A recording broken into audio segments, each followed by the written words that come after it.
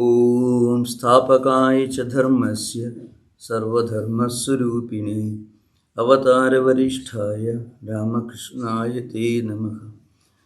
Yonda pravishya mama vachamimam prasuptam sanjeevayadi akila shaktidhara sudhamna anyamscha hastacharana sravanattugadim pranan namo bhagavate purushaya tubhyam.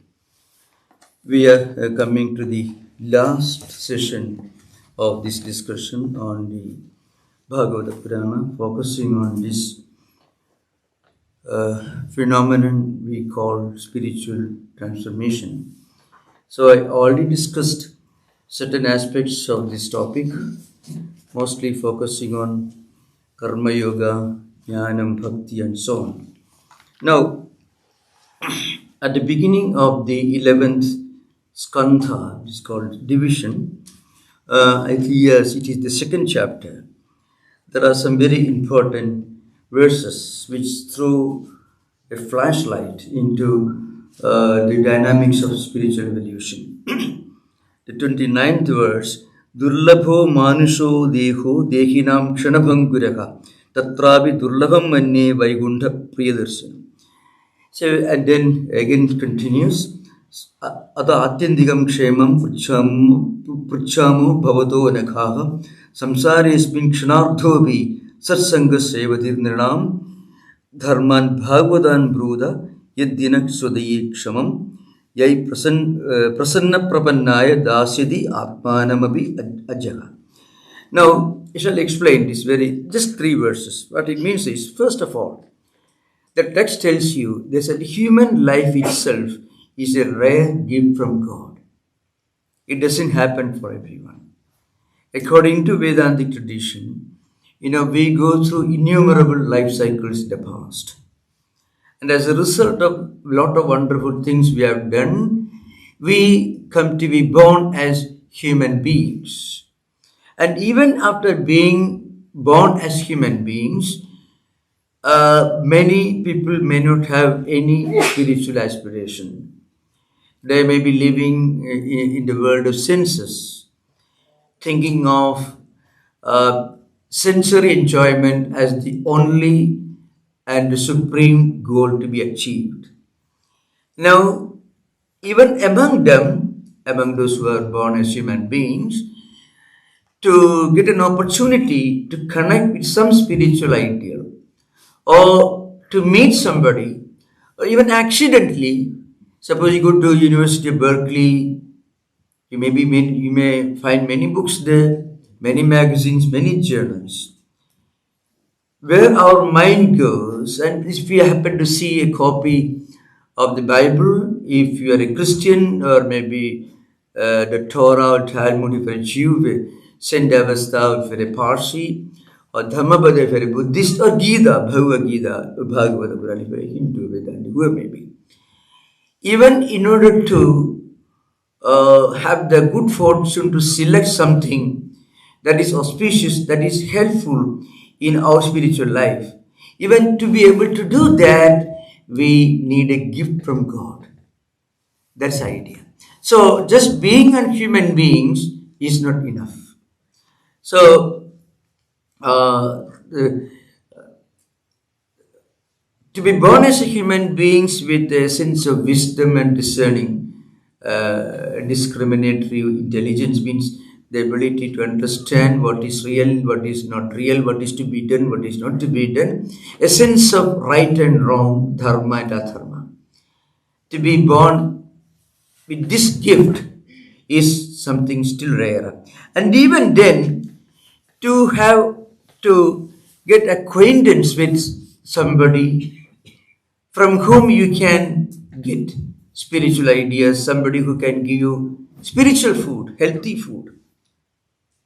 Even for that, you need a special fortune. So the idea is, if anyone has an opportunity to study, to meet people with whom you can discuss spiritual ideas, or discuss anything that is beyond the world of senses, to discuss anything that's not meant to help us to make little more money, or enjoyment rather, to advance in the path of spirituality, to get spiritual food, nourishing spiritual food for the mind, for somebody. Even that itself is something rare. And this text, Bhagavata Purana, its uniqueness is that it puts forward one central theme that is called Bhagavata Dharma.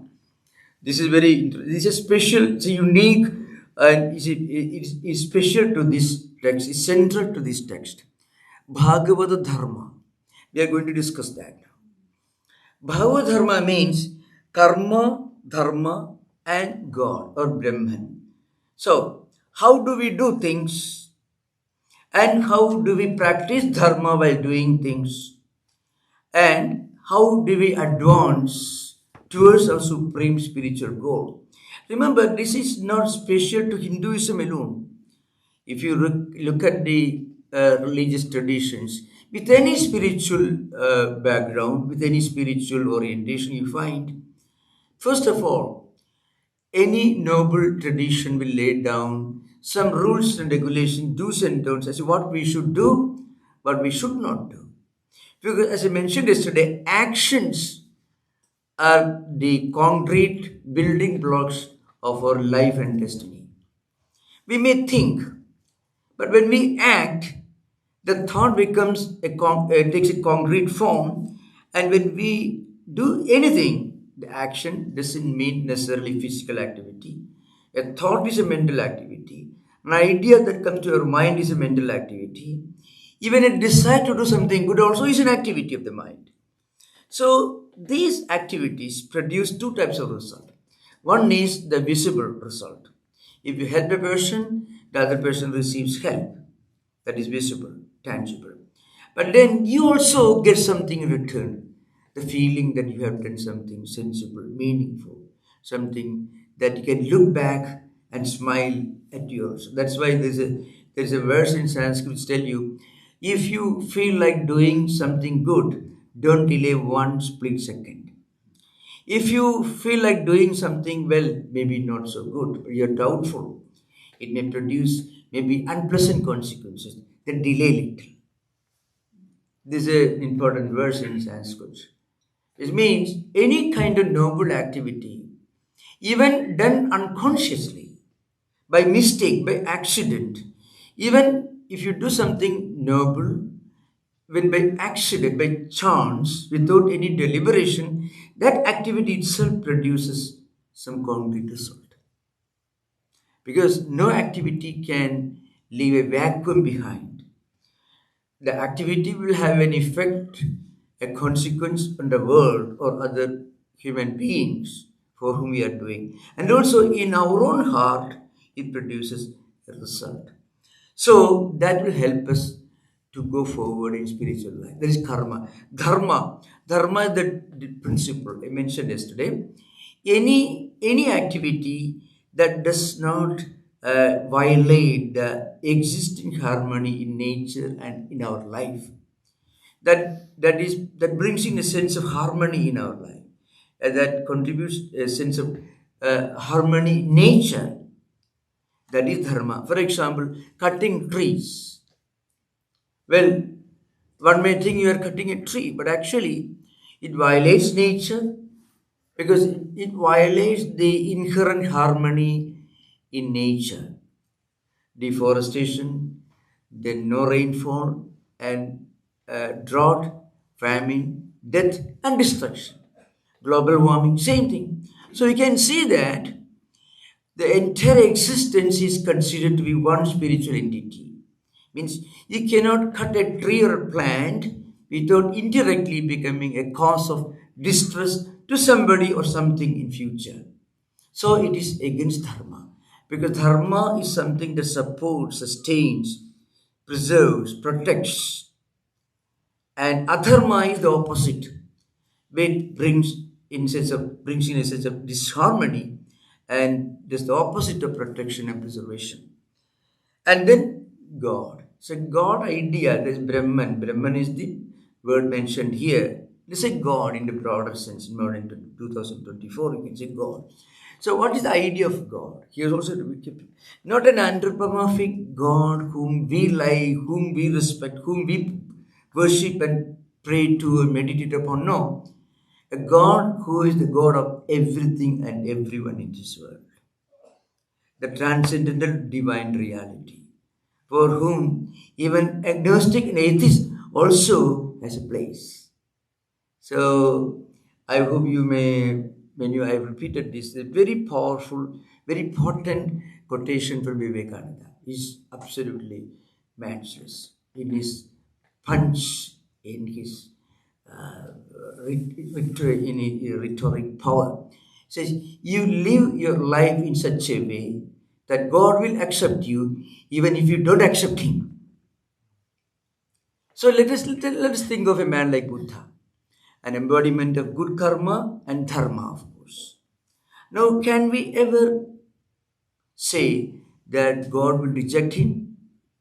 But he did not accept God. He didn't bother much about God or anything.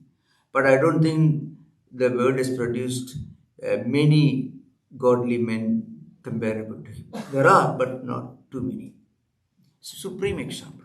So spirituality goes beyond religion. That's what Bhagavata says. The central theme of Bhagavata is the life and teachings of Lord Krishna. It is considered to be an incarnation. But the book itself goes beyond the anthropomorphic concept of God as Krishna. It's so universal. And then, going beyond this, the Bhagavata Dharma is outlined in a very famous verse, which is very popular, which is very central. Kayena vacha manasendriyaiva buddhyatmanava anusata svabhavat karodi yadya sagalam parasmai narayanaya iti samarpayami. This is a very famous verse. The meaning is simple. By body, by word, by thought, by emotions, by intellect, and also by your natural propensities. Anusata Sabhava means, Anusarati, the word means flowing effortlessly. A river flows. It doesn't have to work hard to flow because the gravitation helps it to flow naturally, effortlessly. That is Anusata Sabhava. Whatever may be our natural, inborn, inherited characteristics. We are not acquired them, but we are born with that. To give an example, suppose you are sitting in a reading room, all doors closed, nobody watching you. There's so many magazines and books and wonderful things lay on the table. There is, and also there's a TV or computer where you can watch Terminator 1, 2, 3, everything. And also some journals, spiritually elevating articles, great books, maybe Bhagavad Gita, Bible, any such great books. And also there are books, not so very good books, but also wonderful books. Now, in which direction our mind goes? What do we naturally select to read? Nobody is watching. Nobody will know. Nobody is going to know what you're reading. What do we choose for ourselves in this world, which offers so many things, which presents so many things, good and bad, and mixed in front of us? What do we select? In which direction our mind automatically flows? That is our natural characteristics. That is called Anusata Sabhava. Means one's own natural, effortless tendencies and impressions, which function automatically without any effort on our part. So, by body, what do we do at the physical level? Vacha means what do we speak, and what we think, manasa. Indriya means what we do at the sensory level, what we do at the intellectual level. All these you just offer to the Lord. So Narayanaya iti samarpayami means I am offering to the Lord. So you can offer a piece of stone also to God. God won't be angry. Suppose you are a stone cutter and you have no money and you are offering a big brick to a church or a temple. They are building, they are constructing a building. You don't have a big banknote or check. You're offering a big stone, let's say granite stone. That's your contribution for a noble cause. That is accepted by God. That's why it's important. That's why whatever we do, mentally, physically, intellectually, verbally, kayena, vacha, manasehi, indriyehi. Manasa, indriya means through mind, through action, through words, and at the sensory level, buddhyatmanava means by our intellect, and also anusata sabhava, as mentioned, explained, the natural, effortless, inborn characteristics without any deliberation or conscious effort not to do certain things by your natural activity. All these things, yiddi sagalam parasmai narayanaya, all these should be offered to the Lord as a flower. So this is perhaps the most important verse in this particular section of the book. It is the psychology and the practical application of Bhagavata Dharma. Now, Bhagavad Dharma is it's even beyond the four what you could say Chaturvidha Purusharthas, Dharma, Artha, Kama, and Moksha. In Bhagavad Dharma, it's so universal. Again, it's not related to Hinduism. Any religion or anyone who belongs to any religious tradition or somebody who belongs to no religious tradition, whatever he is doing, he can do as an offering to the Lord. Whatever he's doing, speaking, acting, thinking, or contemplating, all these can be an offering to God. Now, frequently in our life, this we do by mere chance, by accident. Sometimes, people suffer a lot of tragedies and difficulties in life, and some kind of inner imperfection, incompleteness, kind of frustration, the feeling of being desperate, that can happen. But frequently, many of these experiences can become a stepping stone to spiritual progress. That's also an important point in Bhagavad Dharma. Some of the commentators, the number of commentaries, Siddharacharya, Siddhari Tika is very famous. There are other commentaries. They quote one verse from Yoga Sutra to explain this. In the Yoga Sutra, there is a sutra which is called, it comes in the Sadhana Pada. Tat parinama tapa samskara dukkaihi guna visheshacha sarva dukkhameva sarvam vivekinaha. It's a very famous. It talks about parinama dukkha. Dukkha doesn't mean grief as frequently it is translated. Dukkha means a feeling of incompleteness, imperfection. You are the richest man in the world, the biggest job, everything wonderful. Still, because you are a highly evolved person, these things do not satisfy you. You feel the need for something higher and nobler. So you are trying to evolve to the next stage of your spiritual aspiration. Why? Because whatever you have, they don't satisfy you. So this feeling of dissatisfaction is called dukkha, or imperfection or incompleteness. Parinama dukkha means a feeling of imperfection, incompleteness, that becomes a transformative power. Parinama means transformation. Parinama means going to the next stage of your evolution. Parinama means the evolution. So sometimes in our life, the so-called difficult situations become a stepping stone and an incentive to higher spiritual progress. So in that case, a noble and evolved person feels that though he has got all the wonderful things in this world, still he is not satisfied. It doesn't happen to everyone. A Buddha had this problem. A man, a rich man, a prince born in a royal family. He grew up to 28 years as a prince living in luxurious surroundings of his palace. And then one day his servant, charioteer, took him out and he was going around the city. And then he had three visions, tragic visions. A dead body being taken to the cremation ground. So the dark reality of death. I mean, after all, you may be a rich man, young man, healthy. One day you'll die. Maybe 100 years later you'll die.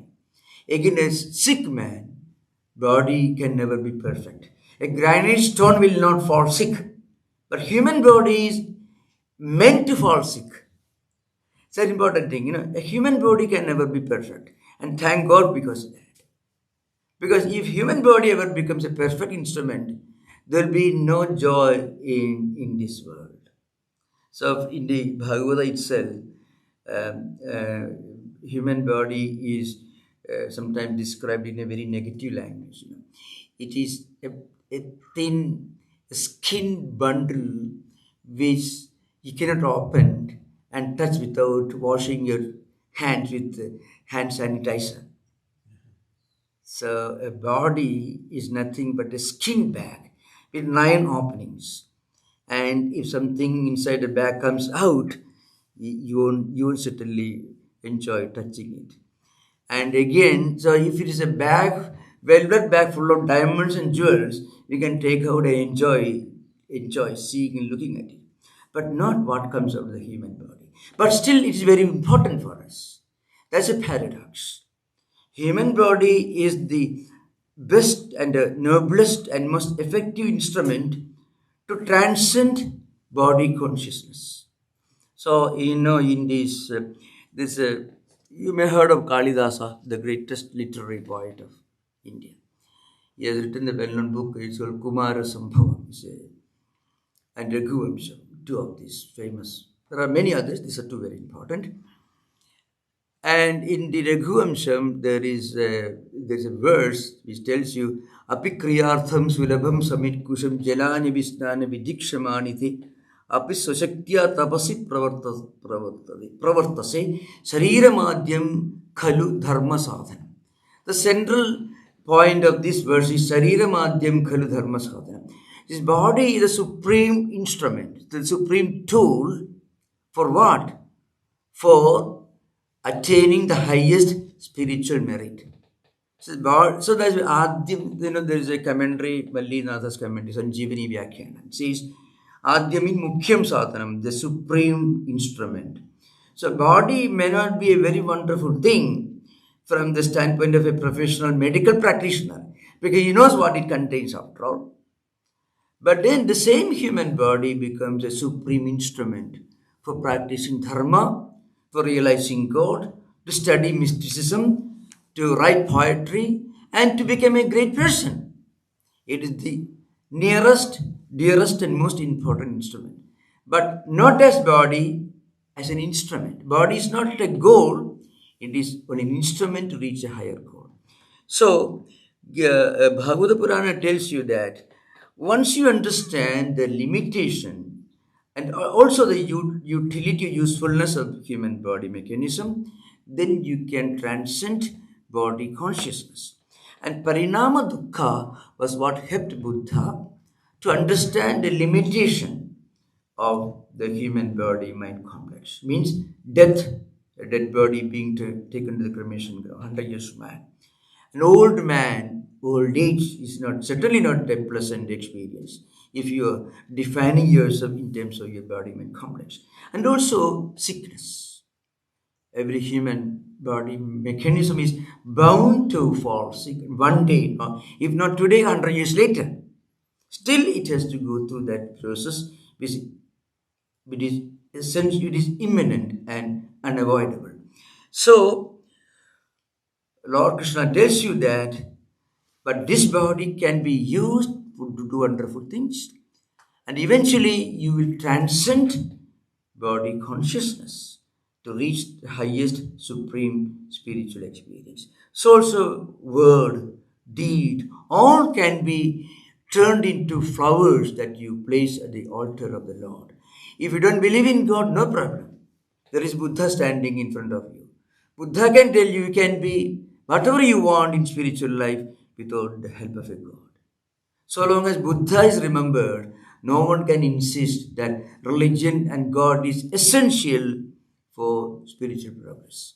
So this is a very famous verse. The greatness of this particular statement is anyone who wants to uh, take a spiritual perspective, give a spiritual orientation to whatever he or she does, he can become a spiritually enlightened person. In the Gita, yad karoshi, yad asnasi, yad juhoshi, dadasi yad tapasyasi kaundeya, tad kurusha madarpanam. It comes in 9th chapter. But says, whatever you do, whatever you eat, even the act of eating food, the act of doing things, and the act of doing worship, Juhoshi actually means performing rituals, yajnas, Vedic rituals, and whatever you give to others, and whatever austerities you practice, tapasyasi, whatever you do, tat kurusha madarpanam, that you leave to the Lord as an offering. Close the bargain, and then you find things will start happening. That's what Bhagavad Dharma tells you. So, action, ethics or dharma, and then this surrendering not in a slavish manner. That's why Bhagavata is a very, very wonderful in that respect. Lord Krishna doesn't reduce you into the status of a slave. You don't have to stand cringing before God, please give me that, because you will send me to hell otherwise. Absolutely nothing. And see, the point is, unfortunately, in modern time, modern age has not fully recognized the greatness of and also so free from any idea of spiritual slavery.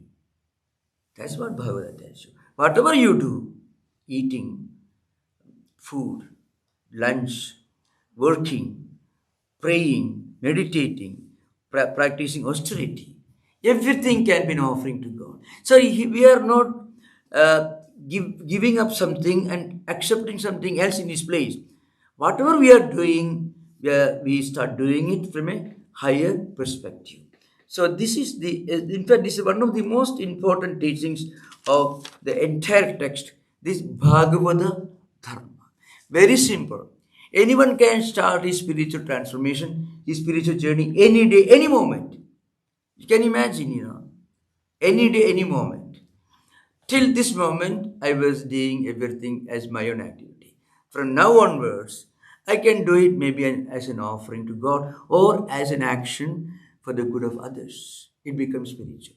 So spirituality, in fact, is a very simple thing. You just change the perspective, the way we look at life and our actions. It becomes spirituality. And then when we do this, the text tells you, you go beyond mechanical rituals. Eventually, you also realize the highest non-dualistic truth, that is oneness, unity, and oneness of existence. When that happens, we'll be totally free. We'll have total spiritual freedom. One verse in the same text, the second chapter. Bhayam dutiyad abhiniveshadasyad ईशाद अभेदस्य विपर्ययो Smriti तन्मायादो Budh आभजितं भक्तेगयेशं गुरुदेवदात्मा. So the point is, a word is mentioned here. Asmriti means forgetfulness. Forgetting the fact that the world is essentially one. Humanity is essentially one. You cannot please your God on the one hand and then hate any other human or non-human beings on the other side. If you're worshipping God, then you also become a good human being and you start practicing this humanism, spiritual humanism, this spiritually humanistic impulse, attitude towards everyone. The bhayam, fear, because fear is what actually causes problems. Fear doesn't mean being scared, not in that earthly sense. What it means is, when we feel that we are one, others are different. Bhayam Dutiyat, the idea that this is mine, I'm doing this, that's yours, I have nothing to do with you. So the very idea of divisiveness, duality, is the cause of all problems. When you practice this Bhagavad Dharma, what happens eventually? Our mind becomes pure, and such a pure mind realizes the truth of unity and oneness of humanity. That's why Bhayam Dutiyat. The idea of duality is the cause of fear. It's a very important point. So, if you practice Bhagavad Dharma, Kayena Vacha Manasindriva Buddhyatmanava Anusata Sabhavat Karodi Sagalam Parasme Narayana Yidi Samapayami. 4 lines, a small little verse out of the 18,000. That is the central theme of the entire text. 335 chapters, 12 divisions, and 18,000 verses. But one single verse is the essence. But it is that is the practice of spirituality, where we are sitting, what we are doing. You are sitting in the kitchen cooking. You are in the hospital treating patients. You are in the university teaching students. Where you are a student, you are learning. You are working in a factory, or driving in a field, or maybe doing nothing. Still, whatever you do, through body, kayena, through mind, through intellect, speaking, doing things, maybe thinking by mind, and also our natural, effortless, inherited propensities and tendencies. That is anusada sabhava. According to the commentators, it comes not from this life alone, but from previous life cycles. We may have accumulated a lot of tendencies coming from previous life cycles. So they have formed a character, and driven by those tendencies, we move forward, we do things, we speak things. That is the natural, effortless propensities and characteristics that we are not accumulated in this life, but coming from another source, previous life. By all these, you do everything, but one attitude: this is my offering to the Lord. That's idea. Then it becomes Bhagavad Dharma. Otherwise, what happens? The previous sloga is there. There are some very interesting sloga in the text, which actually gives a very pathetic condition. Karmani arabhamananam dukkhakhatti sukhayicha pasit papa viparyasam midhunicharinam dranam. Otherwise, we may go on working hard day and night. We want to enjoy this world. We want to appease, pamper our own senses, our own desires, and struggle hard to appease and to pamper our own sense, our own desires. What happens, dukkhakhati, and but the end result, grief, sorrow, and death.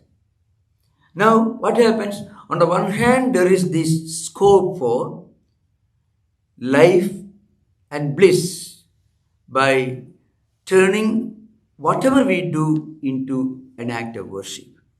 And we don't have to give up something or accept something. Whatever I'm doing is an offering to Lord. I gave the example of Lord Krishna's advice to Arjuna.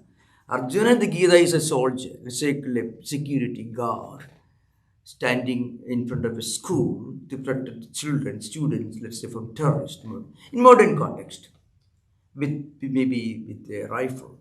And his duty is to protect people studying in the school. Suppose one day there's a threat. He says, oh, I should not do anything here. I should go away. I should go and meditate. So Lord Krishna tells him, if you meditate, you go to hell. If you stand here to protect these innocent, helpless people, your duty, you become spiritual. So you can imagine. So it is not the action itself that is important. It's the situation which is called a contextualization of whatever we do. In the context of a soldier, fighting for dharma is as sacred for him as meditation, worship is sacred for a priest. It's very important.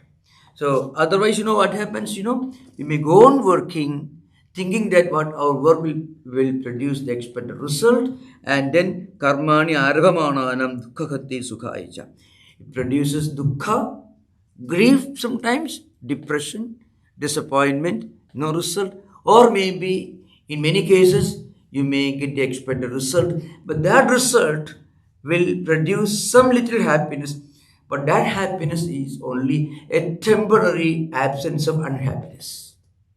One side of the coin. A coin cannot have just one side. For one side to exist, it needs another side. So every kind of happy experience at the empirical level is only a temporary absence of its opposite. On the other hand, what happens is, if we can do whatever we are doing, in any case, any day, any moment, if we can convert that activity into an act of worship, what happens is we can celebrate every activity. We can celebrate every day, every minute. Every minute we can experience the divine. So there is a well-known verse in the Ayurveda based on that which actually tells you that such a spiritual person, what happens to him? His mind remains in a state of perfect equilibrium. It's not that he is insensitive. Some of the greatest and most active persons were Vedantis. I can give the example of the Swami Tattwamayananda. I cannot give a better example sitting in San Francisco. There cannot be a better example I can think of within the living memory. Not that it's within my living memory, but close to our own times. Passed away to 1915. This Swami Tattwamayananda, he was wandering in the Himalayas. You can see his old picture, almost like a homeless man. Maybe I have no offense to them, they are far better dressed than Swami Tattwamayananda was when he was wandering the Himalayas. An old jagged hairstyle and some rags he was wearing, which barely covered his body, half naked, wearing only old Garuva clothes with begging bowl. And this man was wandering the Himalayas, including Tibet, for years.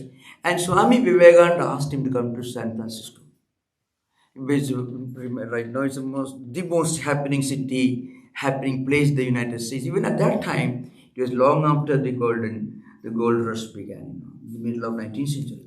So it was an important city at that time.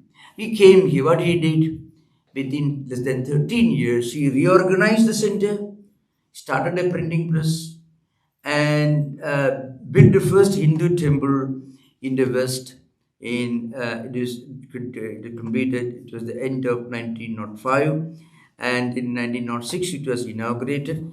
Within less than 4 months of the inauguration, there was the great earthquake of San Francisco.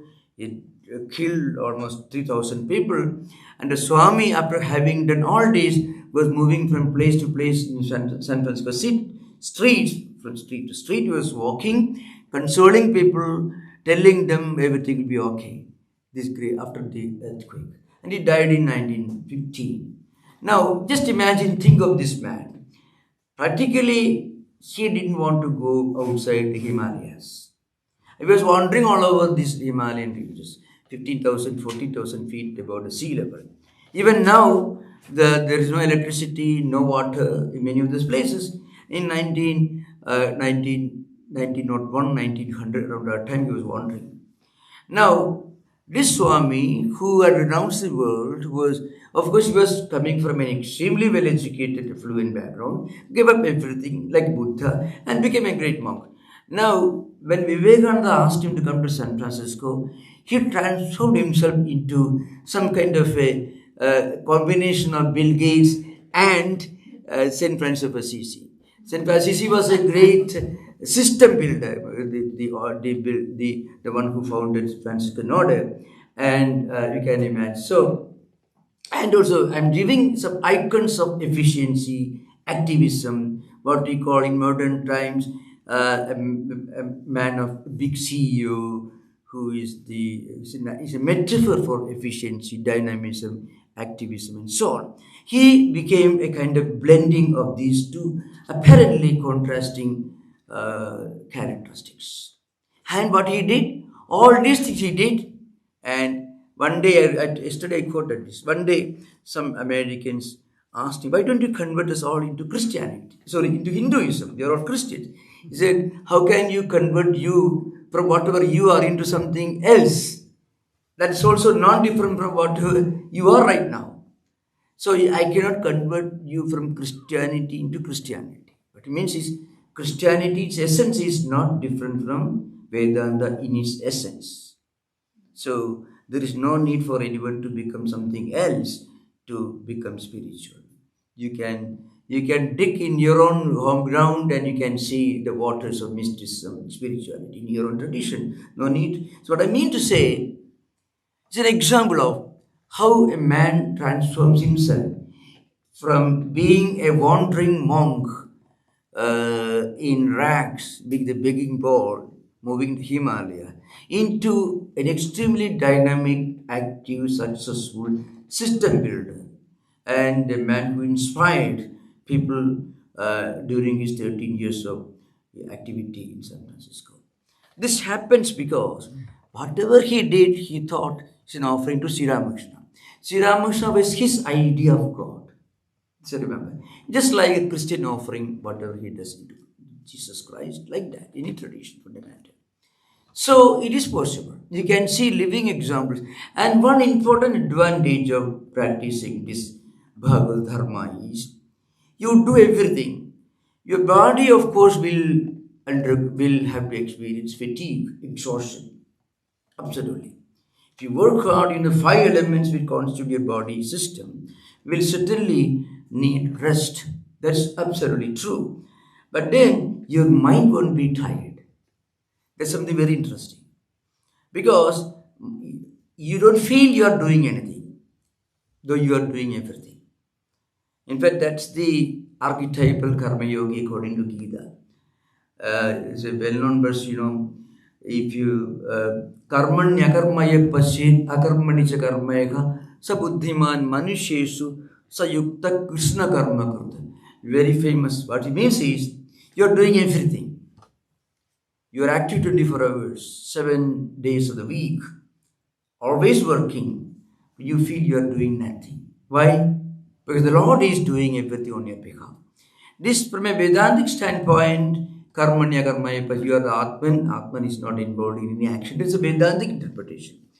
From a devotee's interpretation, which is more relevant here, you're doing everything. So you're doing on behalf of God. God is making you do things. It's not you that's involved in action. It's the Lord who is working through you. If you're writing with a pencil, the pencil will not feel tired. You will feel tired. So if you think of yourself as the pencil who is used by God to write his book, there is no room for the pencil to complain. Again, as I mentioned, body of course undergoes the process of decay, fatigue. It may fall sick, it may one day disappear. That is absolutely unavoidable, but you won't feel mentally tired. And that's a practical advantage of practicing this Bhagavad Dharma idea. And it comes in many of the interpretations. When you do everything for a higher power and you offer yourself and also the actions and the results of your actions, then you don't feel involved. So you are totally, absolutely uninvolved. There are many, many verses which I don't have time to quote them, and there is no need either. So I will come to another important point and I will conclude today's session. Then you will have interaction with me, which I am sure is going to be more effective and hopefully more exciting as yesterday. So now coming to subject. Now, there is one important point discussed in this text. That is, it's a totally different context. There is a story of a great mystic who wandered from place to place, and is called Avadhuta. And it's a very interesting story. a great mystic and his 24 teachers. You may have heard about this. It comes in the same context of the text. And who are his teachers? Mother Earth was the teacher. So, if you have the right way of looking at things, then this life, this nature itself becomes an open school. When you look at the trees and mountains and valleys, they offer you lessons which perhaps the University Library of Berkeley cannot offer. But then, one important point, your mind should be ready and evolved enough to draw the right lessons from this open university, Mother Nature. So, this great mystic is giving an example of how he drew lessons from all this. The earth, wind, sky, water, fire, moon, sun, a python, a pigeon, then the ocean, the moon, the honeybee, elephant, honey gatherer, fish, and the pingala, hawk, child, young girl, arrow, the arrow maker, the snake, the spider, the wasp. I know it won't make any sense, but I should just a few examples, illustrations. During question and answer, if you ask, I shall explain further. Now, look at the first one, Mount, the Bhumi, Prithvi, Earth. So this Avadhuta, this mystic wanderer tells you, he's observing this Mother Earth. And every day people are digging this Mother Earth. And they are planting seeds and trees grow on this Mother Earth. Modern time, they dig thousands of feet below in search of precious materials, minerals. But Earth is absolutely undisturbed, like a mother. So frequently, Vasudha is the name of Mother Earth. Actually, Vasudhari means this Vasudha is supports, preserves living beings. And it's also synonym for mother and also for earth. Because it's a metaphor, a symbol of patience, forbearance, love, protection, preservation. So every spiritual aspirant should have this kind of patience, forbearance, compassion towards everyone. And this mystic tells you that he learned this from observing earth. Air. Now, from air he learned the lessons of totally being detached. Because the wind passes through so many things. You can get wonderful smell and also maybe smell that's not so very wonderful.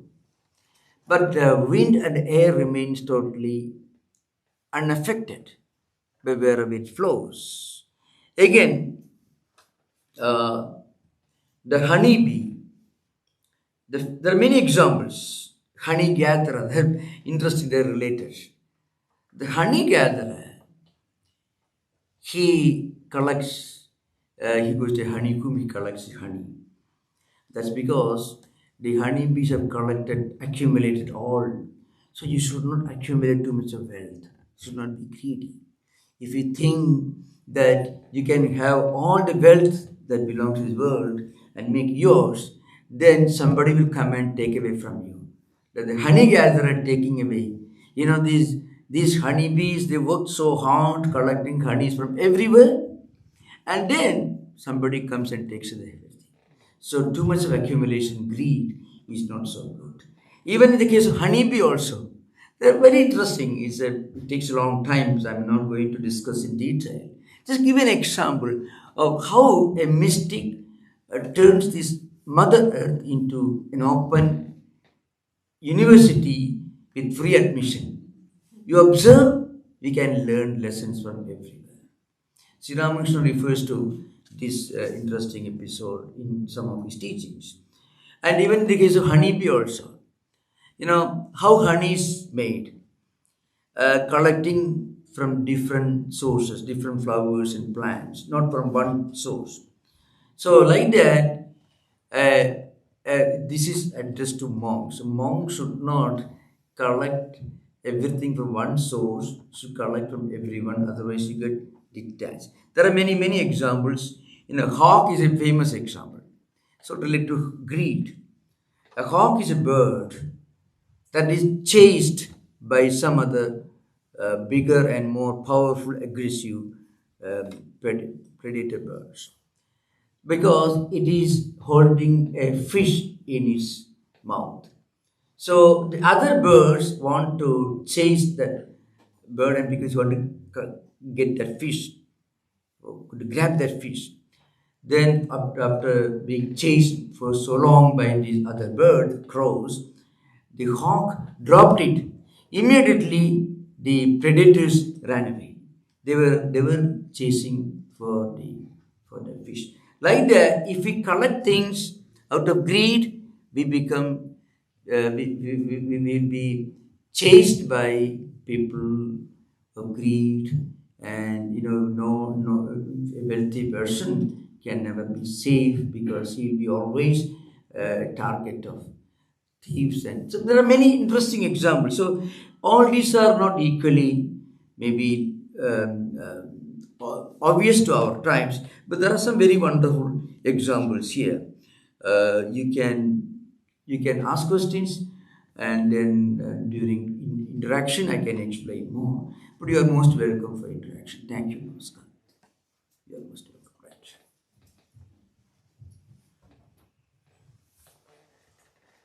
Thank you, Swami. Yeah. I have a question regarding the concept of attachment. So we talk a lot Regarding what? Attachment. Attachment. Yeah. Attachment. We talk a lot about acting, doing work without the expectation around the outcome. Yeah. And then within Vedanta, we also talk a lot about love towards all human beings. Yeah.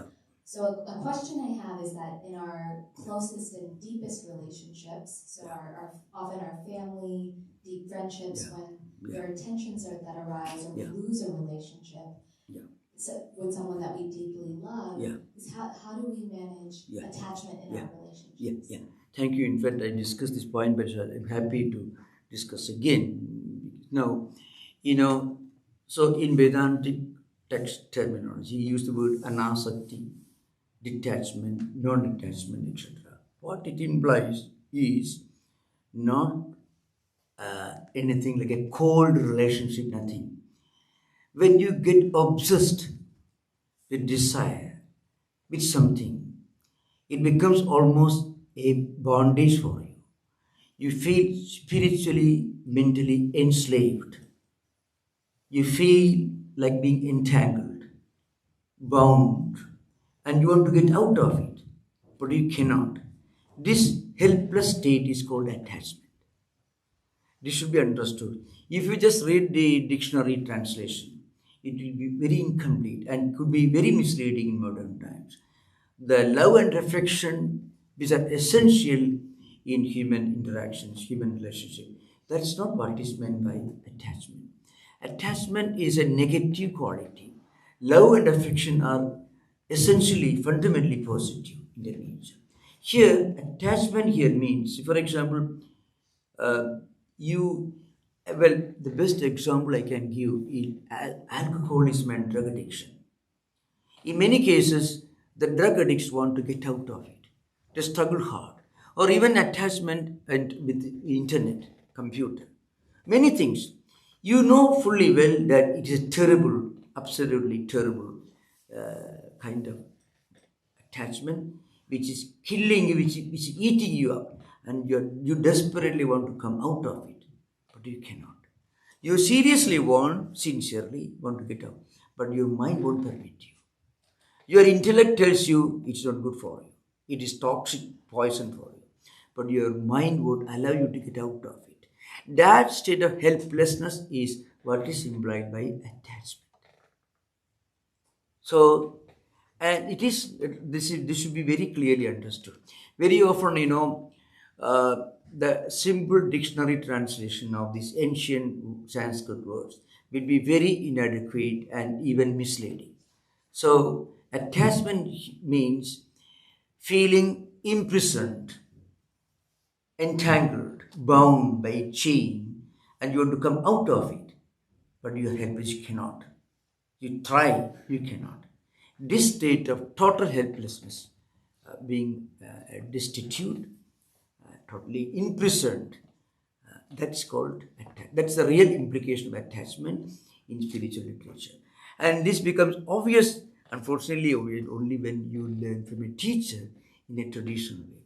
Because very often the simple English translation is not the difficult, it's not the problem of the language. Any Indian vernacular translation equally inadequate to explain the true implication. So frequently, in YouTube also you say you should have total detachment. It means a mother should not take care of the baby. That's not the meaning. So kind of cold, indifferent, inhuman attitude, absolutely, that's not what is implied. That's why I give the example of drug addiction and alcoholism. In many cases, even in criminology, there are certain criminals who can't keep quiet without stealing something. And even I heard maybe in some celebrities, they have this problem. They cannot go to a supermarket without stealing something.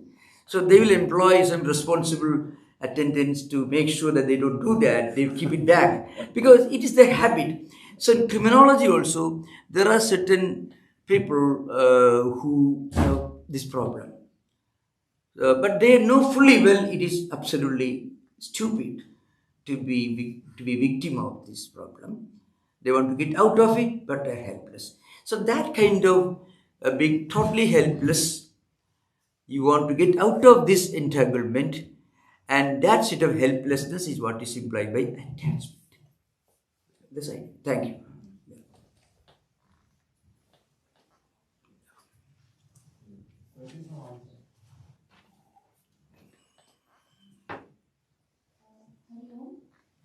Yeah, please. Yeah, I have a question about progressing in spiritual life and also a question about detachment. So sometimes when we grow up, we follow all of these rituals and we have all of these what do you call habits that we create around spiritual life. And when you move forward, you have to sort of move beyond that, like you mentioned many times. But for sometimes your mind is like nostalgic or sentimental, and it doesn't move forward. So, what would you suggest for something like that?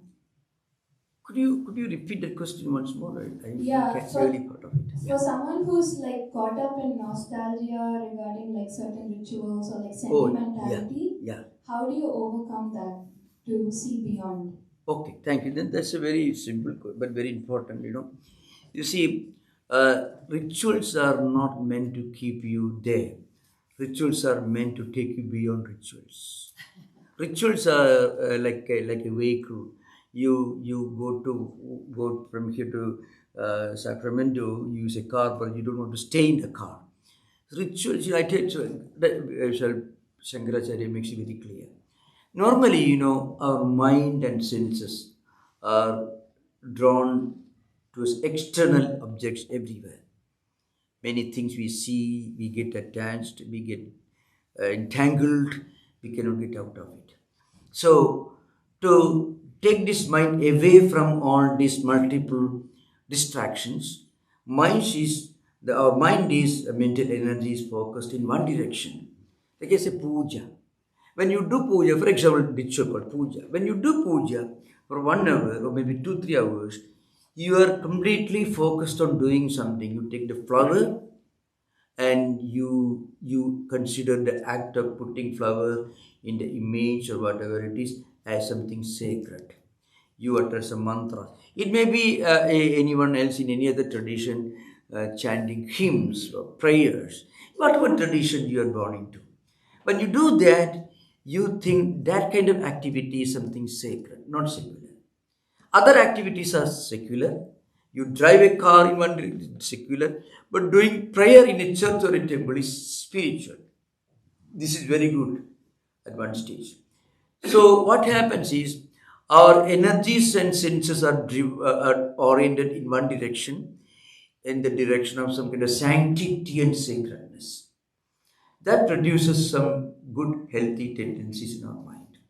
When we increase these spiritual tendencies in our mind, we reach a point where we'll be able to remove the line of demarcation between the ritual and other activities, between spirituality and secular. Then gradually you will be able to look upon your secular activities with the same level of sanctity and sacredness with which you view your spiritual activities. But then mind you, in society this doesn't happen. Look at Sri Ramakrishna. I cannot give a better example than Sri Ramakrishna. Of course, I don't want to say you should try to be like Sri Ramakrishna, not at all. I mean, when I give an explanation, I give the best possible illustration. Sri Ramakrishna, when he came to the Dakshineshwar temple, he was very meticulous, very particular, very careful. He will do puja only the Vaishnava, the Vishnu temple. Because the mother temple, they offer the non-vegetarian things. And also he was very much meticulous in collecting flowers, puja, everything. But in course of time, he evolved. Not that Sri Ramakrishna was not evolved earlier in his case, but he was demonstrating this for the benefit of humanity. Gradually, as he evolved further, he reached a point where he could not even collect flowers. With the flower itself, flower also is an expression of the divine. Because he could not see any distinction between his other activities, sitting there, preaching to his disciples, taking care of other things, and also doing worship. See, but this doesn't happen all of a sudden. So, you should not look down upon rituals. And you should not look down upon rituals and superstitions. It's just like you are maybe a professor in Harvard. So you say, oh, the kindergarten was a terrible place. I didn't like it. But you thought going to kindergarten, you won't reach Harvard. It's an important point. You have to go to kindergarten first and do very well there. Then only one day, maybe 30 years later, you go to Harvard. So, that's why the greatest Advaita like Shankaracharya also was the greatest ritualist in Hinduism. All the puja that we are performing, he laid down the rules and regulations. But himself said, the ritual is nothing, you have to go beyond it. At the same time, he taught you how to perform rituals. So, university professor starting a creche or kindergarten, he knows that's where you have to begin. He has to send his own grandchildren to the kindergarten. Without that, they won't reach university. So, like that, there is no real separation. So, rituals are essential. But mind you, you have to remember every priest in normal circumstances in our temples may not be fully aware of this, may not evolve the way Sri Ramakrishna evolved, but that's a central principle behind. So we should never look down upon rituals, never look down upon other practices. This is very important. Again, intellectually you may be fully convinced of the greatness of Advaita, going beyond rituals, but your mind may not be equally evolved. Very often, intellectually, people hear, nowadays you can see the YouTube going beyond mind. 3 things you do, you go beyond mind. It doesn't happen like that. Really speaking, sometimes we define spirituality as a concept. Oh, I would rather be Brahman instead of being a priest. Brahman in Advaita, there is no need of a priest or temple. I would rather choose that. It's not your choice. It's where you stand. So you remember, I often give the illustration. There was a wonderful article in Global Vedanta, published from Seattle Center, written by an American some 20-30 years ago. Swami, that was the time when Swami Bhaskaranji was still in charge. So there was a well-known American professor who wrote an article. The title of the article is Not So Fast, O Enlightened One. It was a parody, a mockery of a trend that was emerging in the United States at that time. A new breed of preachers. They will tell you, you can realize, you can be Buddha in an instant, in 1 minute. YouTube adventurers, the YouTube professors.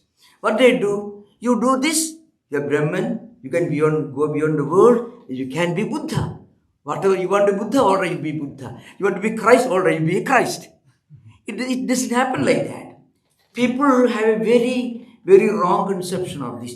It is a matter of your own evolution, not a matter of your intellectual choice. It's a very important. It's not what you decide for yourself. You can go to a vegetable market or fruit market. I would rather have a bunch of oranges, or you may have apples. You don't choose. You don't have a choice like that. I would rather be a Brahman. I would rather Advaita and not rituals. You can't do that. A kindergarten boy says, very difficult. The teacher makes me crawl this A, B, C, D, the alphabet in a big board. I don't like it. Very, very, very painful. Maybe a toddler, 2-year-old toddler will tell you. I don't want. I would rather go to Harvard, where they don't force you to write this alphabet. You can't do that. He has to begin where he stands and reach the other stage gradually. So very often we wrongly assume that it is a matter of our choice, and also it is a matter of our conviction. No, that's why this American writer was referring to a new breed of teachers who used to teach at that time. Oh, you can be a Vedantin, you can be Buddha in one instant. You cannot be. You can be a student of Buddhism, an admirer of Buddha, a fan of Buddha's teachings, but you cannot become a real Buddha. It takes time. It's a matter of you're spiritually attaining that experience level. Thank you. Yeah. So, on the spiritual journey, and you explained many things that how we can conduct ourselves in that. Yeah. Now, all the spiritual practices that we do, while doing the practice for meditation or anything, everything is so calm and peaceful and all that. And your ego and jealousy and all this, they are dormant, they are sleeping. As soon as people go out and have the interaction, they all wake up and start acting. How do you control and keep the awareness all the time? And I know that the purification process that we go through, so eventually it all becomes aligned and we become right. But in the meantime, how do we control these things so that we have full control anytime when we speak something or act something or do something? Yeah, no, that's true. When we are fully convinced of some wonderful things in spiritual life, we are very happy. We feel a kind of inner fulfillment. Everything is comfortable. But in real life, in real world, we are confronting people who may have totally different outlook. So very often we confront this paradox. This dichotomy. What I experience within is not the same as what I see outside. So you have to remember, we alone can evolve. When we evolve, along with that, others need not necessarily evolve. So we are still confronting the same world that we experienced before we practice spiritual disciplines. That's true for everyone. But one point is we have to act, do our best, but we will be able to restrain ourselves to some extent when we practice spiritual disciplines. We won't be too much shocked, because as we advance in spiritual life, we also realize that though we may advance in spiritual life, others need not necessarily advance. So we may still meet the same problems that we confronted earlier. They are not changed. So this fact we realize this is the nature of the world. So naturally, we won't be shocked. The only difference between a spiritual seeker and somebody who is not a spiritual seeker is the spiritual seeker won't be too much shocked. He will be able to develop a kind of armor plate, a shock absorber. That's all. Because you can't expect the world is completely changed, everyone is wonderful. No, Christ, look at, you don't want to be in Christ's position. Not a very happy situation for him. Yeah. Or Buddha, who died of eating poisoned meat, which he got as a bhiksha. You don't want to be like Buddha or Christ or anyone for the matter. So any great men you think, or any great men and women for the matter, they had to face this same problem. On the one hand, they had one spiritual status, spiritual stature, the world, the spiritual world in which they were living. When they came out, they found a different world. The world has not changed, but the point is, you will develop a kind of shock absorber, which helps you, a kind of armor plate that will protect you from being devastated by being shocked when you see a world that is totally different from what you anticipate. That's the nature of the world. Anyone who imagines the world will come to a complete change because you have changed, it doesn't happen like that. Then you should assume that every spiritual person had a very wonderful life. No, everyone, most of the great spiritual teachers had to face some unpleasant experiences, no doubt about it.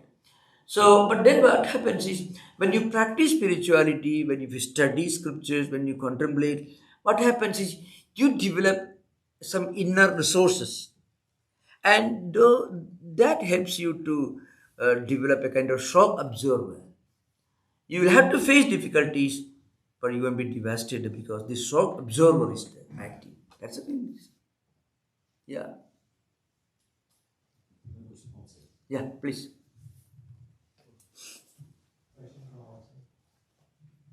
Swami, thank you for your answer yesterday that I asked about Buddhism. Yeah. It really helped me understand that when I said Buddhism has a very strong path of karma yoga, I realized from your answer that that's not true.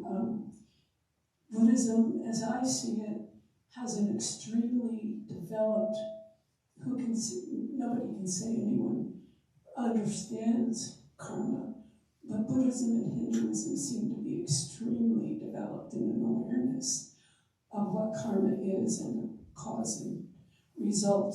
So even that awareness, without offering it to a god, would seem to be helpful on the path. So thank you for that answer. I still wonder, when I came here to Olema and my first visit, and I saw the pictures of everyone on the wall, Christ and Buddha, Ramakrishna, Vivekananda, and Mother, something in my heart just opened and broke with gratitude, because I tried practicing Buddhism, but ended up having to say no because I believed in God and I just wanted to run out into the field and say thank you. And in Buddhism, there's no one to say thank you to, was my sense.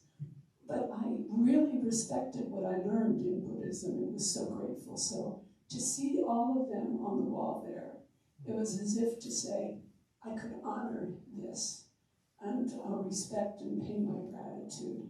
But my question still is, how can, maybe if I ask the question in this way, did Ramakrishna experience Advaita Vedanta through Totapuri before he practiced or experienced Buddhism, or after? Was he still completely, he was always devoted to Mother, but after Totapuri, he was able to see beyond the personal relationship with God and see, what are the words? Okay, yeah. One non-duality. Okay, so thank you. So I think because of time, so thank you. Very wonderful question, very logically put. And I need some time to answer this question. So after answering this, you can go forward with the other part of the question. Can I answer now? If you want, I can talk to you at lunchtime. That's right. Now I should answer the question that you. It's a very important question. Okay, now the point is, the first statement on Advaita, historically speaking, it occurs in Rigveda Samhita. It goes back to 4th millennium BC, almost 3,500 years before Buddha. It is found in Rigveda Samhita. The mantra is Indram Mitram Varunam Agnirahu Ado Divyasa Suparno Garudman Ekam Satvipra Bahudha Vadanti Agnim Yamam Matarishwanamahu. This is the first statement on Advaita. That is 3,500 years before Buddha was born. Okay, now what it means is a list of different deities, different ideas of God is outlined in the first two lines, Indra, Mitram, Varuna, etc. The Vedic deities, Vedic pantheon. Then the third and fourth pada lines tell you, Ekam Sat, but truth is one without a second. But sages call it by different names. Sages, enlightened people, define and describe the supreme one truth by different names. That Ekam Sat Vipra Bahuda Vadanti. It is the first statement in Advaita. And the source of Advaita philosophy is the Upanishads. And these Upanishads go back to 3rd millennium BC. Again, 2,600, 700 years before Buddha. Buddha himself was born a Hindu prince, son of Shuddhodana as a king of Lumbini in Nepal. And Buddha had undergone all the traditional training which every Hindu prince had to undergo in those days. Buddha's teachings, Sutta Pitaka, actually in the 26th Varga means the 26th chapter of Dhammapada, is nothing but a verbatim translation into Pali of the 18 verses in the 2nd chapter of Bhagavad Gita, 55th to 72nd. That we call the characteristics of a spiritually enlightened person, Siddha Prajna. But Buddha called it Tam Bhuhi Brahmanam. Him I call an enlightened one.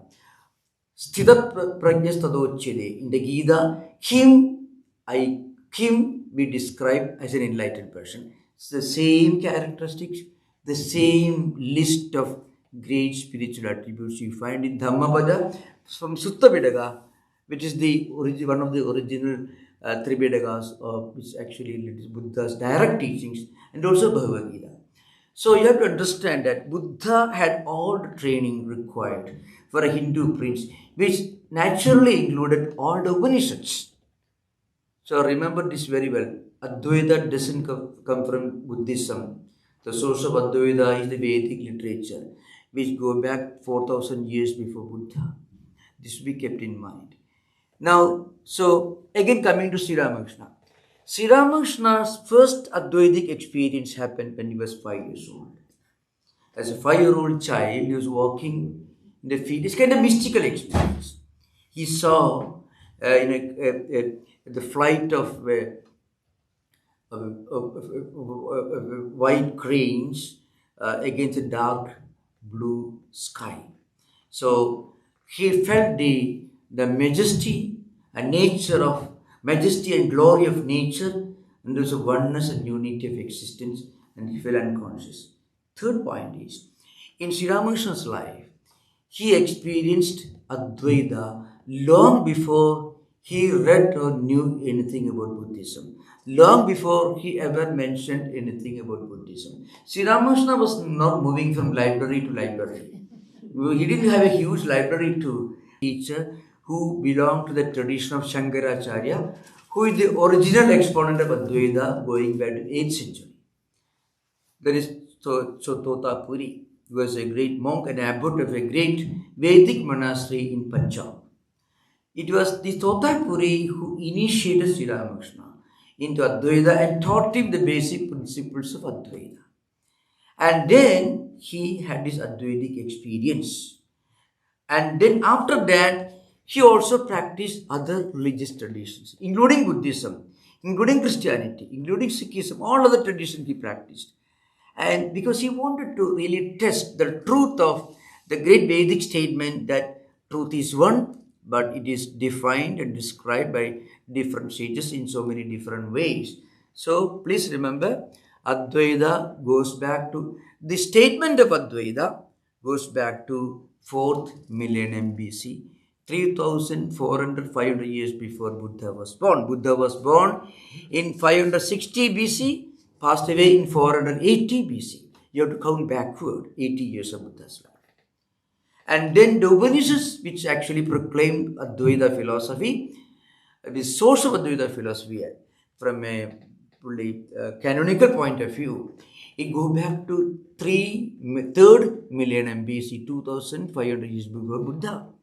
And Sri Ramakrishna experienced Advaita first, and then only from Advaitic perspective, Sri Ramakrishna looked at Buddhism and said Buddhism also is great. Buddhism is also a great path leading to God. Another important point I tell you, Sri Ramakrishna's own statement and experience of this idea that so many roads pass leading the same goal. It comes from Advaitic text. In the 6th century AD, the Gaudapada Karika has a statement, So Siddhanta Vyavasthasu Dvaitino Nishchida Dridam Parasparam Viruddhante Taihi Ayamna Viruddhite. Non-dualistic text, non-Advaitic text, they fight among themselves because they think my path is right, yours is wrong. They conflict, they fight with each other. But Advaita has no conflict with anyone, because Advaita accommodates everyone. Advaita accommodates everyone and transcends everything. Shankaracharya is writing a commentary on this statement. He says, Aspadiyoyam Vaidiko Dharma na viruddhite Atma Ananyatva. This is the cornerstone of Advaita. What it says is, Advaita has no quarrel with anyone, because Atman is the same, truth is same, roads are different, definitions are different, vocabularies could be different, but truth is the same. Interpretations could be different, but interpreted is the same. So this fundamental principle of Advaita comes from the way Rigveda, other Vedas also contain great ideas, Upanishads, and also from Shankaracharya's commentary. In Buddhism, there is no clear statement of Advaita. Remember, Buddhism is called Anattavada. Anatta means non-Atman, the doctrine of non-Atman. See, Buddhism, the closest doctrine of Buddhism is Shunyavada, Nagarjuna's Madhyamika Karya, which comes very close to Advaita, because Nagarjuna defines Shunya as something non-dualistic, one without a second, but he calls it a great foundational nothingness. Shankaracharya, the exponent of Advaita, says it is one without a second, non-dual, but a supreme one reality, which is the foundation of everything. One great positive reality, not one great negative reality, as Shunyavada says. So please understand, Advaita is coming from Vedic tradition, Upanishadic tradition, the tradition of Shankaracharya, and these wonderful commentaries. Thank you. No, any question? Last. Yeah, please. Two more. Well, we're nearing the closure, and I wanted to. Bobby, can I mention one more point? Oh, yes, please. Very crucial, please don't mind, because and I want to, they can hear? Yes. Please remember, Swami Vivekananda is the most modern exponent of Advaita. According to him, the great Buddha was only giving a humanistic interpretation of Advaita philosophy enshrined in the Upanishad literature. Remember, according to the most modern, authentic interpreter of Vedanta, Advaita, Swami Vivekananda, Buddha himself was a great teacher of Advaita, only he was giving a humanistic interpretation of Advaita, which is enshrined in the Upanishad philosophy, which go back to 3000, 4000 BC. That means more than 3,000 years before Buddha. Please thank you. I'm sorry to interrupt. This is a very conclusive statement. Please continue. Of course. And because we're nearing the closure, Yeah, thank you. I'd be remiss if I didn't add my voice to the collective gratitude Yeah. that we have for So grateful. this Thank you. magnificent and generous instruction. Yeah. Thank you. I'd like to circle back to where the retreat started, and that was with the introduction of this incredible text, the giant of the Puranical literature. Yeah. And we experienced the beauty and freedom of it in English translation.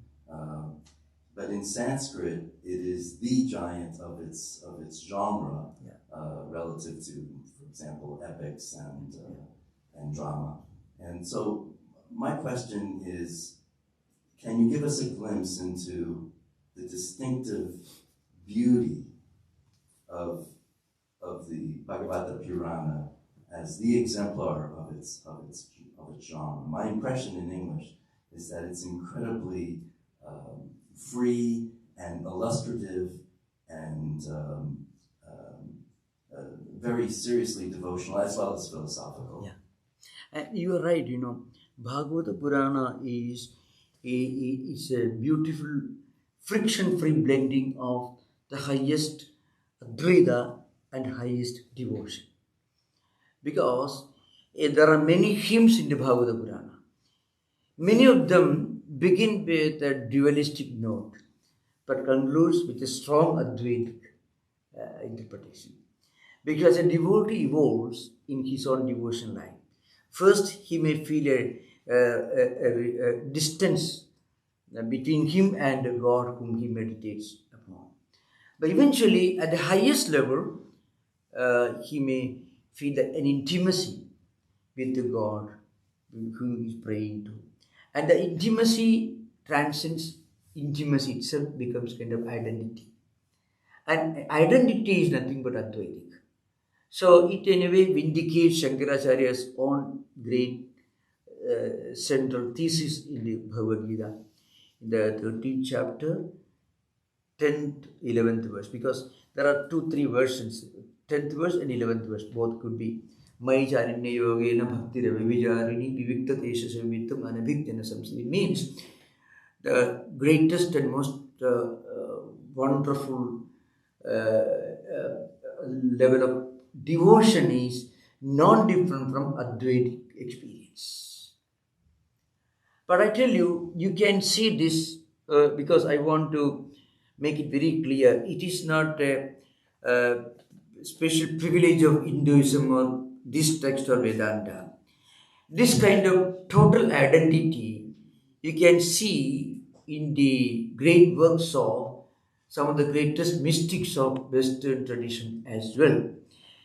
Basically I'm a Sanskritist by birth, by training, but I'm a student of modern literature, including 19th century Russian literature. And the most wonderful book I can always refer to is the most philosophical book, very simple, The Way of a Pilgrim. How a semi-illiterate peasant in mid-19th century experiences Advaitic experience, that intimacy, oneness, Jesus Christ. You may have heard about it, I told you about later. R.M. Finn's translation of The Way of a Pilgrim is a grand book. If you read Saint Teresa Avila's Inner Castle, you can find. Actually, I feel Saint Teresa of Avila and Meister Eckhart, the 13th century German Dominican priest, he in a way represents Advaita of Christianity at a philosophical level. Because many of his statements, he lived 500 years after Shankaracharya. Shankaracharya, 8th century AD. Eckhart, remember, is Meister Eckhart, not any other kind of Eckhart. Meister Eckhart lived in 13th century Germany. He was a Dominican priest. He used to give lectures during lunch seasons, lunch sessions, informal lectures. His words constitute the nearest approximation of Advaita, pure Advaita in Christian tradition. So that shows, because Advaita spiritual journey of any sincere seeker. In any tradition, there is no boundary of geography or culture or tradition, because the same human soul, when it takes on a spiritual journey with all sincerity, is bound to reach the same destination. The road may be different, but the goal is the same. So that Advaitic truth can be found in many other non-Hindu, non-Vedantic tradition, because I don't say non-Vedantic but non-Hindu tradition, because Vedanta in a way goes beyond any particular religious orientation. It is, though it's a finest fruit of Hinduism, but Vedanta is so universal. That's why Swami Vivekananda said Vedanta will help a Christian to be a better Christian. You go deeper into your own tradition, wonderful jewels you discover. You go to any tradition, because you go in search of the most universal, the most essentially spiritual teachings of your own tradition. That actually constitutes Vedanta. So thank you. We'll conclude now. It's already a bit too late. Okay. Two more questions. Few more questions. Two more. But you can be as brief as humanly possible. Yeah. Just the takeaways, final takeaways from this 5. Okay. Thank you so much for these sessions. Thank you. Today's ones, and there are other ones also similar in the other sessions that you can quote on. Some shlokas that we can refer to as takeaways from. There are many you can listen to. You can read the first and second chapter. Maybe 19th chapter of the first skandha, then the beginning of second skandha, and also 11th one. You can 11th, second, third chapters you can read. Okay. Today's was verse 29. Today I don't remember the verse. I frequently keep quote from my memory, but it's from the 11th skandha, the first few chapters, second, third, like that. Nimi Navayogi Samvada. Okay, thank you. Alda Avadhuta, it comes later. Okay, thank you.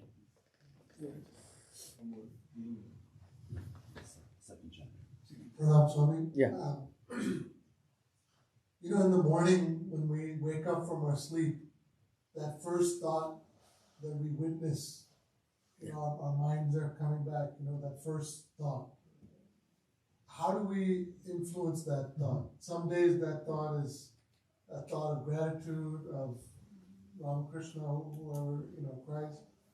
And some days that's a thought of our material need, what we're trying to do, our task list, what have you. And we also know as a witness that second one is not, I don't want that thought.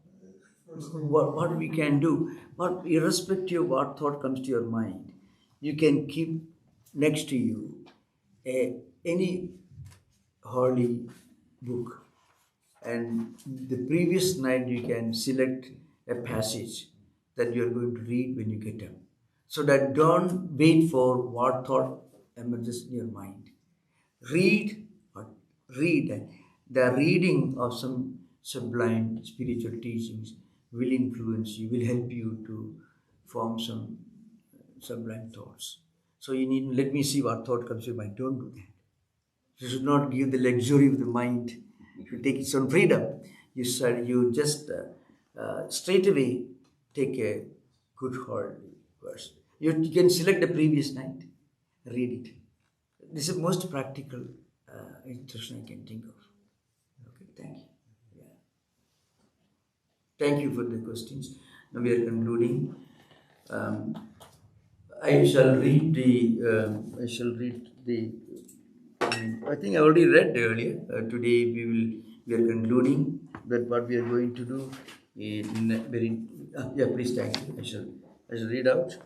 So after this, we will have refreshments from 11:30 to 12 noon, 12 to 12:30 meditation. Only half an hour meditation here. I think we are getting late little, but doesn't matter. You can you can finish your meditation by 12:30, and from 12:30 onwards we'll clean up and pack up, and hope to meet you there in San Francisco. You can come to the new temple 2323 Velo Street, San Francisco. We have programs there every week, and we have Bhagavad Gita classes every Friday in the old temple, the first Hindu temple built in 1905. I just referred to it by Swami Tattwamayananda. Every Friday, 7:30 to 8:30 we have class on the Bhagavad Gita. And every Sunday we have Sunday lectures. Right now we are closed for the summer recess. We are reopening on 8 September in Kausipur Garden House, the place where Sri Ramakrishna passed away, and he's agreed to give a talk on the subject, that is the last few days of Sri Ramakrishna in that ashrama, the place which is the place where Sri Ramakrishna lived and passed away. That is 15 September, Sunday, 11 o'clock, we have this lecture.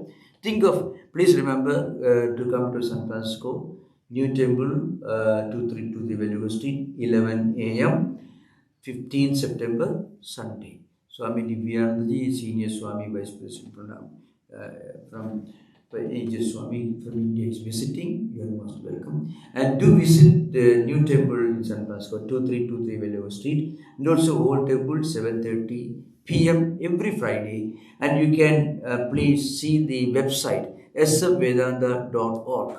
CC can get all information sfvedanta.org, or just Google Vedanta Society San Francisco. You can go to the website. Thank you. The Saturday class is here. Oh, this Saturday class here. There's a class, Saturday class here. Thank you. Om Shanti Shanti Shanti Harihi Om Tat Sat. Sri Ramakrishna Pranamastu. And for those who are interested, we are right now continuing a series of lectures, classes on the foundational text of Indian philosophy, different philosophical systems, including Buddhism. The Pali literature and also Sanskrit philosophical literature. We'll have this session. It's an online program hosted by the Hindu Student Association of Stanford University. 6 p.m. every Sunday. 6 p.m. every Sunday. It's an online program. You can see the link in our website svedanta.org, or just Google San Francisco Vedanta Society. You can see that. Thank you. You can attend the program. Thank you. Namaskar. Yeah. Please. Thank you. Thank you.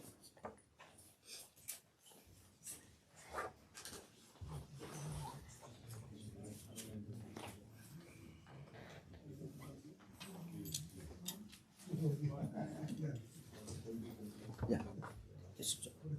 Thank you.